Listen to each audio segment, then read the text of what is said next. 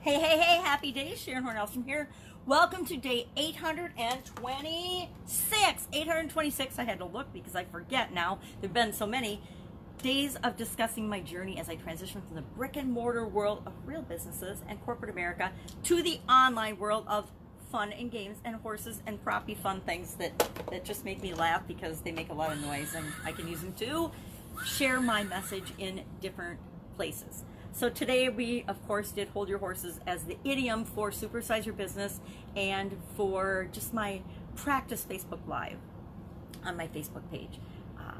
And I've been doing that, I don't even know how long I've been doing it, probably for 426 days I've been practicing. I don't know that I started out practicing on Facebook Live, but I've been sharing an idiom on Facebook Live.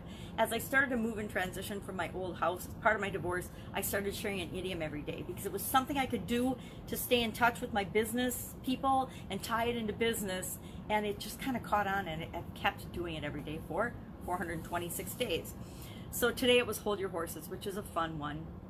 But I want to talk about a couple of other things. That was number one, was Hold Your Horses. Number two, fun day challenge. I'm doing a 365-day fun challenge, and today was day 117 for that, and we're giving people standing ovations. We're acknowledging people that have made a difference in our life, and isn't that fun? Doesn't it feel good and make us feel warm and fuzzy inside to acknowledge and thank other people for the things that they do?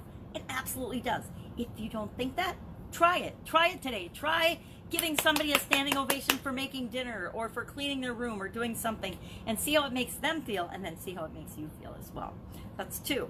Third thing today is I need to do a summary for the Get Up and Go challenge. Finish the Get Up and Go 30-day challenge on the 30th, and normally I'd roll right into and do a bonus day on May 1st. I would have done that, but I was in a 3-day live event, which is what I'm excited about, and I haven't done the summary yet. So all of my stuff is sitting here, and I need to do this summary probably next. I haven't done it yet because I haven't looked at my stuff, and I want to make sure that I'm giving a good summary because it was an awesome challenge. And I'm excited because it's going to roll out again in probably next week or the week after. I think I'll probably start mentioning it this week, and then the week after we're doing it again.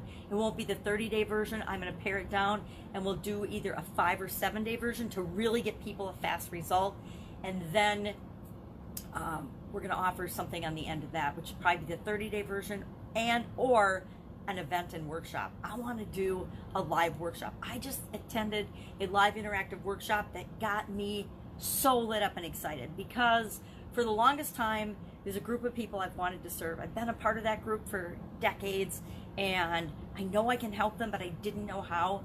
And so I went to this A360 interactive training, Pete Fergus and Pat Quinn's program, Advance Your Reach, and was blown away. It was the first of its kind interactive event. I think they did a practice smaller version, but this had 2,300 people on it, and you felt like you were there. You felt like you were in the front row seat, yet you were in the comfort of your home, so you could get your own personal needs met, do what you had to do when you had to do it, but you still felt like you had a front row seat. Now for me, who is visually challenged, one of the reasons I've really backed off on attending events the last couple of years is it's logistically a nightmare for me. Not a nightmare, but it's a big pain in the butt, right? So I've stopped doing it. And then when I get there, if I want to see anything, even on the big giant screens, I need to be right in front. I need to be in the front row. I also need to be able to get up and move around because of inflammation and things that go on in my body that I can't sit for long periods of time. Now, there's no such thing as can't,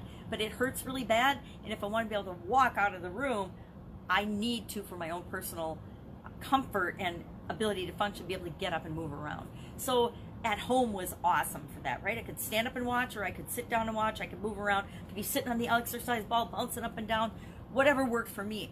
And I got to eat at home. I didn't have to pay to travel. I didn't have to try to figure out the dates for the event. The dates I still had to figure out, but guess what? It's a lot easier to arrange things around yourself at home than it is to arrange a whole extra day of travel, usually on either end. And the networking was freaking phenomenal. What I loved, one of the things I loved the best, besides the front row seat, was they automatically did it. It was set up more like a workshop than just an event, which I love. I love things where you actually leave with things done. But the best part of it was they randomly put us into breakout rooms for the workshop times. We'd go in, you'd do a workshop, and you'd be with a group of people, and then you'd share with one another, give each other feedback. And what was great about it is there were people in all different levels of experience for the topic. The topic is your signature speech, and using a speech and communication to, build your business and build a business around that, no matter what your business is, right? All of our businesses require communication. So it was awesome from that standpoint. But what I liked was the feedback, the peer group, the masterminding, the help and development and coaching to one another. In some groups, I just sat and participated, and I learned and I absorbed and I shared mine and got feedback. In other groups, which were different every time, different people every time, I was able to lead and help because I had experience in that area. So I could coach people and help people in that area. So whatever our levels of experience in whatever the topic was, we, number one, got to participate at different levels, but we also, even if we were just starting out in a certain area, got feedback and help and coaching from people who have actually already done it before, right? Real people just like us. So that was really, really powerful. And I have the technology and the capability of doing that, doing an event like that and pulling it off. But guess what? I didn't believe I could until I attended that event. I didn't think that I knew and had the skills and the abilities to pull off that event, or to do not a 2,300 person event, but an event like that for my people. And now I know with 100% certainty the power of it, having experienced it, and that I absolutely positively can and will be doing it very, very soon. Not a year from now, like very, very soon, like next month, we're going to have an online workshop or event, and it might even be in 2 weeks. We'll see what I can pull off. If I can pull off a challenge in 2 days or in the next day, I get an idea for a challenge and I start it the next day. If I can do that, I can definitely do that with workshops and events. It's just a matter of how do I get people there. So I want to get people there so that more people can benefit from the events and the topic, and to get what they want to get done. So obviously I'm a little excited about this. That's it. That's all I've got today. I want to go and get my summary ready for the Get Up and Go challenge so that we can roll into the next thing with that. I need to, and I've been saying this for a long time, get myself into one lane. Now, the interesting thing I found at this training was I do something new every day, right? And I think that that's a mistake. They say you need to have one message, one thing, and that's the thing you go out in the world with. Otherwise, people can't find you and they don't know you, which I would say is very true. Having had lots of messages or not focusing in on one message, I think it's hurt me dramatically, and it's probably why I'm sitting here at day 826 still talking about how I am building my online business, not how I have built my online business.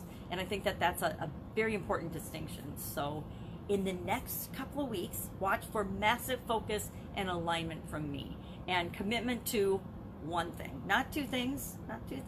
I'm down to three, actually, three main things that I do, but I'm going to be down to one very, very soon. And hopefully it's still something of interest to you.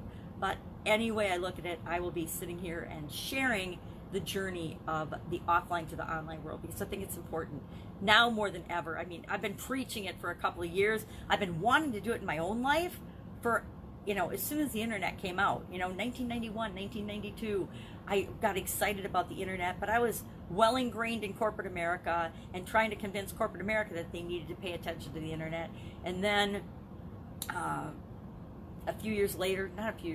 handful of years or more later, then I was in my own businesses and running all kinds of different businesses, and so tied up and so ingrained and so busy with them that I didn't have the opportunity or I didn't take the time and make the time to explore the internet. And guess what? It was evolving and growing. So I think that now is the perfect time. And well, a couple of years ago for me, but now is the perfect time for everybody else. I've been saying, if you have an offline business, you got to have an online component. Everybody needs an online component.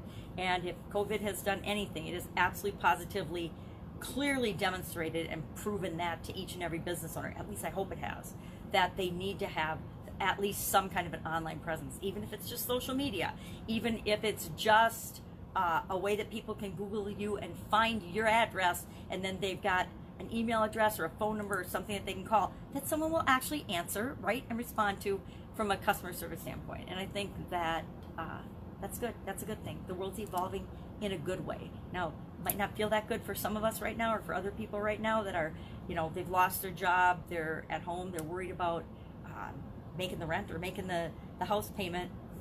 are putting food on the table for the kids. And as business owners, you know, I talk to lots of business owners.